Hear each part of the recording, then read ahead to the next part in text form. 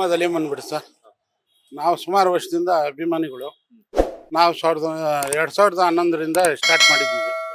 ಅವರು ಡೆಟ್ ಆಗಿದ್ದರಿಂದ ನಾವು ಅನ್ನದಾನ ಪ್ಲಸ್ಸು ಸೀರೆಗಳು, ಕಂಬಳಿಗಳು, ಅಂಗವಿಕಲರಿಗೆ ಸ್ವಲ್ಪ ಹೆಚ್ಚದನ ಕೊಡ್ತಾಯಿದ್ವು.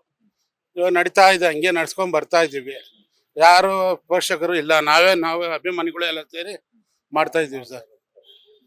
ಎಷ್ಟು ಜನ ಅಭಿಮಾನಿಗಳಿದ್ದೀರಾ? ಹಾಗೇನೆ ನಿಮ್ಮ ಒಂದು ತಯಾರಿ ಎಲ್ಲ ಹೆಂಗಿರುತ್ತೆ ಅಂತ?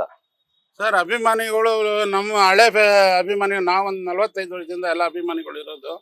ನಾವೊಂದು 20-25 ಜನ ನಾವು ಇದ್ದೀವಿ ಓನಾಗಿ.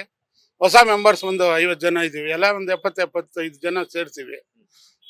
ಒಂದು 1000ದಿಂದ 1200 ಜನಕ್ಕೆ ಅನ್ನದಾನ ಮಾಡ್ತಾ ಇದ್ದೀವಿ ಸರ್. ಪ್ರತಿ ವರ್ಷ ಅನ್ನದಾನ ಬಿಟ್ಟು ಬೇರೆ ಯಾವ ರೀತಿಯಂತಹ ಕಾರ್ಯಕ್ರಮಗಳನ್ನ ಹಮ್ಮಿಕೊಳ್ತೀರಾ ಅಂತ? ಪ್ರತಿ ವರ್ಷ ಮಾಡ್ತಾ ಇದ್ದೋ. ಈ ರೀಸೆಂಟಾಗಿ ಮಾಡಿಲ್ಲ, 2 ವರ್ಷದಿಂದ.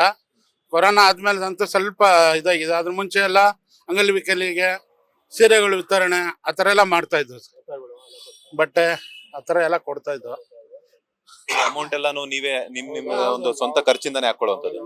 ಯಾರ ಹತ್ರ ನಾವು ಒಂದು ಇದು ಕೇಳಲ್ಲ ಸರ್. ಏನೋ ಸಹಾಯ ಯಾರಾದ್ರೂ ವಿಶ್ವಾಸ ಇದ್ದವರು ಬಂದು ಕೊಡ್ತಾರೆ. ಅಕ್ಕಪಕ್ಕದವ್ರು ಬಂಧುಗಳು ಸೇರಿ ಇಲ್ಲಿ ಇರೋರು ನಮ್ಗೆ ತುಂಬಾ ಪ್ರೋತ್ಸಾಹ ಕೊಟ್ಟು ಮಾಡಿಸ್ತಾರೆ ಸರ್. ಏನಂದ್ರೆ ಅವ್ರು ಕಲ್ಸೋಗಿದ್ದಾರೆ ಸರ್. ಗೌರವ ಕೊಡೋದು ಹೆಂಗೆ, ಗೌರವ ತಗೊಳ್ಳೋದು ಹೆಂಗೆ, ಹೆಣ್ಣಿಗೆ ಯಾವ ಥರ ಮಾತಾಡಬೇಕು, ಅವರಿಂದ ಕಲ್ತಿದ್ದೀವಿ ಸರ್ ನಾವು ತುಂಬ. ಅವ್ರಿಗೆ ಅದಕ್ಕೆ ನಾವು ಅವ್ರ ಫಾಲೋವರ್ಸ್ ಆಗಿದ್ದೀವಿ. ಅವ್ರು ಯಾವತ್ತು ಅಂತ ಹುಡುಗಿ ಕರೆದಿಲ್ಲ ಅವರು. ಅದೇ ಥರ ನಾವು ಬಾಳ್ಕೊಂಡು ಹೋಗ್ತಾ ಇದ್ದೀವಿ, ಅಮ್ಮ ಅಕ್ಕ ಅಂದ್ಕೊಂಡು. ಅದೇ ನಮ್ಗೆ ಅವ್ರಿಗೆ ಪ್ರೊಫೆಷನ್ ಕೊಟ್ಟಿದ್ದಾರೆ ಹಿಂದೆ.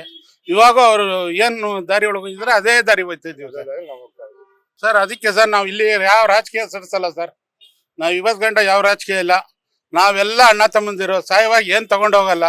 ಇರೋ ಗಂಟ ಎಲ್ಲ ಒಂದಾಗಿ ಬಾಳೋಣ. ಯಾರಿಗೆ ಬೇಕಾದ್ರೆ ಸಹಾಯ ಮಾಡೋಣ, ಸಹಾಯ ತಗೊಳ್ಳೋಣ.